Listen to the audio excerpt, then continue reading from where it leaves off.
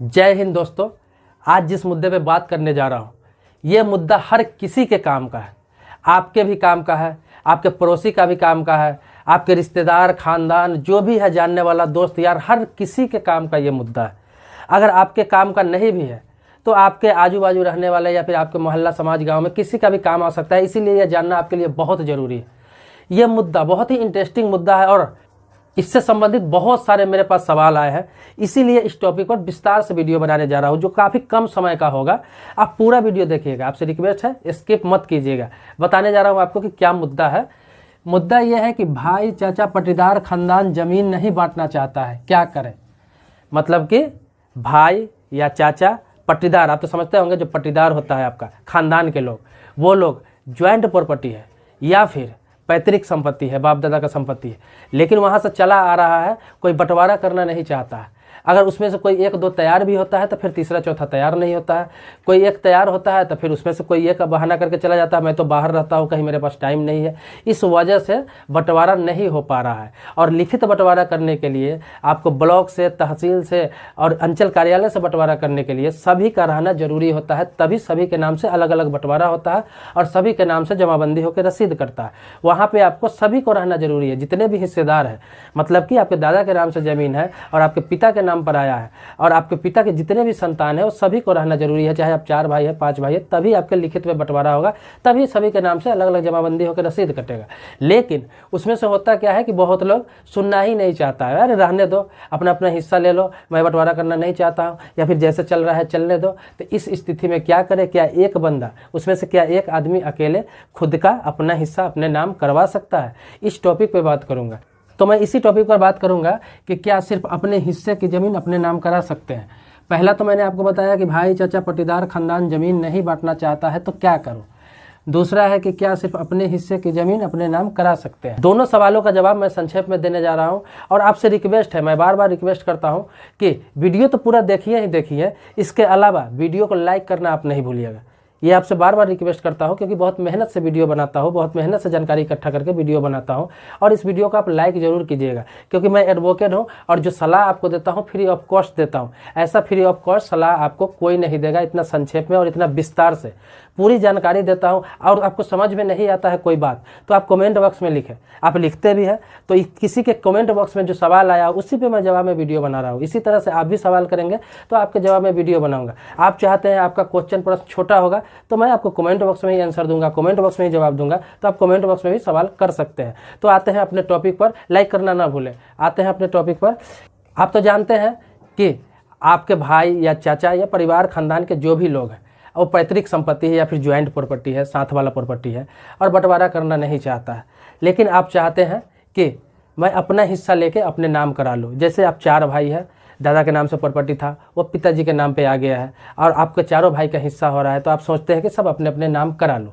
तो इसके लिए आपको करना क्या है कि उसमें से अगर 3 तैयार नहीं हो रहा है, आप चाहते हैं कि अपना हिस्सा अपने नाम करा लो, या फिर 2 तैयार नहीं हो रहा है, 2 व्यक्ति चाहता है कि अपना हिस्सा अपने नाम करा लो, तो आपको करना क्या है। इसमें बहुत सारी परेशानी आती है, तो बहुत लोग नहीं जानते हैं, उनको जानकारी नहीं है, इसी कारण से बंटवारा नहीं होता है और बाद में बहुत विवाद होता है। विवाद क्या होता है कि उसमें से कोई दबंग है या फिर पहुंच वाला भाई है या फिर ज़्यादा जानकार है, वो ज़्यादा हिस्सा ले लेता है, ज़्यादा हिस्सा में घर बना लेता है, ज़्यादा हिस्सा पर कब्जा कर लेता है, या फिर ज़्यादा हिस्सा लेना चाहता है कि बाकी भाइयों को कम कम दो, मैं ज़्यादा ले लो, या फिर आपको बिना बताए आप बाहर में रह रहे, ज़्यादा हिस्सा में घर बना लिया तो बाद में तो आप घर तोड़वा भी नहीं सकते हैं। जो बना लिया सो बना लिया, कुछ कर भी नहीं सकते चूँकि पैतृक संपत्ति है। तो आप चाहते हैं कि सभी के सहमति न भी बने तो कैसे अपना हिस्सा ले लो। तो आपको करना क्या है कि इसके लिए, क्योंकि सहमति के लिए तो सबका रहना जरूरी है और सबको अंचल कार्यालय में जाना जरूरी है, तहसील में जाना जरूरी है, वहाँ जाकर सबको बंटवारा लिखित रूप से करना जरूरी होता है, तभी जमाबंदी होता है। तो अकेले के लिए आपको क्या करना है कि आप जिस ज़मीन का बंटवारा करना चाहते हैं, मतलब जिस ज़मीन का बंटवारा करना चाहते हैं, अपने हिस्सा अपने नाम से कराना चाहते हैं, उस ज़मीन का खतियान निकाल लें। खतियान निकाल लें। खतियान तो आप जानते ही होंगे। तो वो खतियान आपको ऑनलाइन नहीं निकालना है। ऑनलाइन जो खतियान निकाला जाता है खाता खेसरा नंबर डाल के, वो सिर्फ देखने के लिए निकाला जाता है। वो तो आप वहाँ देख सकते हैं कि ये खाता नंबर है, ये खेसरा नंबर है, ये रकबा है, ये किसके नाम से ज़मीन है, ये सब देख सकते हैं। लेकिन वो बंटवारा में वैलिड नहीं है। बंटवारा करने के लिए आपको करना क्या पड़ेगा कि रजिस्ट्री ऑफिस में आपको जाना है। रजिस्ट्री ऑफिस में जाएंगे अपने ज़िले का, जो आपके कोर्ट कचहरी के आसपास होता है, जहाँ से ज़मीन रजिस्ट्री होता है, आपको मालूम भी होगा अपने अपने ज़िले में होता है, जहाँ ज़मीन लिखाता है ज़मीन रजिस्ट्री होता है। नहीं पता हुआ तो आप किसी से पता भी कर सकते हैं, तो आपको पता चल जाएगा कि कहाँ ज़मीन रजिस्ट्री होता है। तो वहाँ जाके आपको खतियान निकालना पड़ेगा, वहाँ से खतियान निकल जाएगा आपका, आपके ज़मीन का खाता खेसरा नंबर देंगे, तो जो भी खतियान होगा आपके दादा के नाम से, परदादा के नाम से, जिसके नाम से भी उस ज़मीन का खतियान होगा, वो निकाल के आपको दे देगा। तो वो निकाल के जो खतियान देगा वो सर्टिफाइड होता है। सर्टिफाइड आप समझते होंगे कि सिग्नेचर मुहर ऑफिसर के सिग्नेचर मुहर के साथ होता है, रजिस्ट्रार के सिग्नेचर मुहर के साथ होता है, तो वो वैलिड होता है। वो एक तरह के ओरिजिनल पेपर माना जाता है, ओरिजिनल पेपर का ही नकल होता है, तो ओरिजिनल पेपर ही माना जाता है। तो उसके आधार पर आपको बंटवारा होगा, तो वो आपको निकाल लेना है। वहाँ से जब निकाल के आप आएंगे तो उसके बाद आपको करना क्या है कि अपने पंचायत में, आप जिस गांव से रहते हैं, जिस मोहल्ला से रहते हैं, तो अपने पंचायत में, आपके पंचायत में मुखिया होता है। मुखिया जानते हैं आप? अगर बिहार के होंगे तो वहाँ मुखिया होता है, आप अगर उत्तर प्रदेश के होंगे तो वहाँ प्रधान होता है। इसी तरह आप झारखंड के होंगे तो झारखंड में भी मुखिया होता है, उत्तराखंड के होंगे तो वहाँ प्रधान होता है। तो कहीं प्रधान, कहीं मुखिया, कहीं पंचायत अध्यक्ष बोला जाता है, तो सब जगह अलग अलग चीज़ बोला जाता है। तो आप देख लेंगे कि आपके यहाँ कौन सा पंचायत प्रतिनिधि है। तो उससे लेटर हेड पर, उनका लेटर हेड होता है, लेटर पैड जिनको बोलते हैं, उस पर आपको एक वंशावली बनवा लेना है। वंशावली आप जानते होंगे, ना जानते होंगे तो मैं बता रहा हूँ। वंशावली उसे कहते हैं जो आपका वंश प्रूफ करता है। जैसे कि आपके दादा के नाम से वो खतियान है, आपके दादा के नाम से ज़मीन है, और वो आपके पापा के नाम पे आया है, और उन पापा के आप 4 संतान हैं। तो वंशावली जो बनेगा तो इस प्रकार से बनेगा कि जैसे कि ये आपके दादा हुए, ये आपके दादा हुए, और इनके नाम से ज़मीन है, ये दादा हुए, इनके नाम से ज़मीन है, इनका लड़का आपके पिताजी हुए, हो सकता है एक और लड़का हो इनका। तो इनका जो प्रॉपर्टी है तो ये 2 भागों में बंटवारा हो गया, मतलब इनका प्रॉपर्टी 2 भागों में बंटवारा हो चुका है। लेकिन आप अपने पिता के प्रॉपर्टी में बंटवारा कर रहे हैं, चाचा के प्रॉपर्टी से आपको कोई मतलब नहीं, उनके बच्चे उनमें बंटवारा करेंगे। तो आपके पिता के जो प्रॉपर्टी है तो वंशावली इसी प्रकार से बनेगा कि आपके दादा के 2 बच्चे, यहाँ ज़मीन डिवाइड हुआ, और यहाँ पे जो इनका जो प्रॉपर्टी है ये आपके 4 भाइयों में डिवाइड होगा। आप जो 4 भाइयों हैं उनमें डिवाइड होगा, ये 4 भाई में आपको डिवाइड होगा। मतलब ये दादा हुए, उनके 2 बच्चे, और आपके पिताजी के 4 बच्चे। ये सिर्फ वो लिख के दे देगा कि ये वंशावली है, इनके 2 पुत्र है और इनके 4 पुत्र है, और इनका जो है सो भी लिख देंगे, उससे आपको कुछ लेना देना नहीं है। लेकिन आपको अपना कम से कम कंफर्म करा लेना है, और सिग्नेचर मुहर करके वो दे देंगे। इससे क्या साबित होगा? अब आप पूछेंगे इससे साबित क्या होता है? इससे ये साबित होगा कि आप दादा के नाम से जो ज़मीन है यहाँ पे बंटवारा हो चुका है आपके चाचा, आपके पिता के नाम से, और आपके पिता के नाम से जो हिस्सा मिला उसमें आप 4 भाई बांटने जा रहे हैं ज़मीन। तो इससे प्रूफ होगा कि आपके पिताजी के 4 पुत्र हैं। तो ये प्रूफ करने के लिए है कि उनके 4 संतान है इस प्रॉपर्टी का हिस्सेदार, जो आपके पिता के हिस्से में। तो ये आपको वंशावली बना के दे देंगे। वंशावली जो बना के आपको मिल जाएगा लेटर हेड पे, तो आप खतियान भी ले लिए, वंशावली भी ले लिए। उसके बाद आप अपना एड्रेस प्रूफ के साथ, जैसे आधार, पहचान पत्र जो भी है, ये तीनों प्रूफ के साथ आप कहाँ मिलेंगे जाकर? अपने इलाके के राजस्व कर्मचारी। राजस्व कर्मचारी जानते होंगे, बिहार के होंगे तो राजस्व कर्मचारी बोला जाता है, झारखंड के होंगे तो राजस्व कर्मचारी बोला जाता है। लेकिन आप उत्तर प्रदेश, उत्तराखंड वगैरह जगह के होंगे तो वहाँ पटवारी बोला जाता है। ये आम भाषा है, पटवारी बोला जाता है। तो उनके राजस्व कर्मचारी या फिर पटवारी, उनसे मिलेंगे आप। जब उनसे मिलेंगे तो उनको सारी बातें बताएंगे कि मैं 4 भाई हूँ, मेरे दादा के नाम से संपत्ति है जो मेरे पिता को मिला हुआ है, पिता के नाम से हो गया हुआ है, और मैं अपने 4 भाई में बाकी बचा हुआ प्रॉपर्टी बांटना चाहता हूँ जो मेरे पिता के हिस्सा में। लेकिन बाकी भाई बांटने के लिए तैयार नहीं है, बंटवारा करने के लिए तैयार नहीं है। तो ये जो मैं आपको दे रहा हूँ ये वंशावली है, मैं प्रूफ करना चाहता हूँ कि मैं भी इनमें से एक पुत्र हूँ, और ये खतियान है, और ये मेरी ID है। इसके आधार पर आपको कहना है कि मेरा जो हिस्सा है आप लिखित तौर पर बंटवारा करा दें। तो वो हो सकता है कि यहीं से अपना प्रोसेस करके वो बंटवारा करवाने का प्रयास करेंगे। लेकिन अगर यहाँ से आपका काम नहीं होता है, कभी कभी होता है कि राजस्व कर्मचारी या पटवारी आपको बोलेंगे कि जाइए तहसील में आवेदन दीजिए। तो अगर यहाँ से नहीं होता है तो आपको सीधे चले जाना है अपने तहसील, अपने अंचल कार्यालय या ब्लॉक कार्यालय के आसपास ही अंचल कार्यालय होता है, तहसील होता है, वहाँ चले जाना है और वहाँ पे एक आवेदन देना है CO को, सर्किल ऑफिसर, जिसे तहसीलदार भी हम बोलते हैं।